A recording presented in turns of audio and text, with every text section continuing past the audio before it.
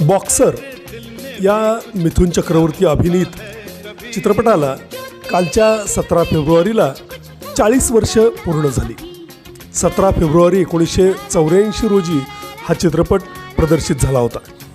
मिथुन चक्रवर्ती यांची नृत्यकला, हाणामाऱ्या यामुळं रसिक वर्ग त्यांच्यावरती जाम खुश होता.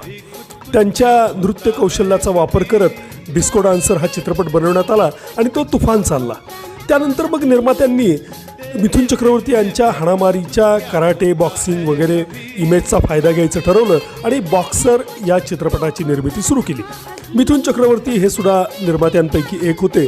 मात्र पटकथा भरकटल्यामुळं म्हणा, व्यवस्थित त्या कथेमध्ये काही रंजकता, मालमसाला भरता न आल्यामुळं म्हणा, बॉक्सर हा चित्रपट डिस्को डान्सरप्रमाणे यशस्वी होऊ शकला नाही. RD यांचं संगीत ही एक जमेची बाजू.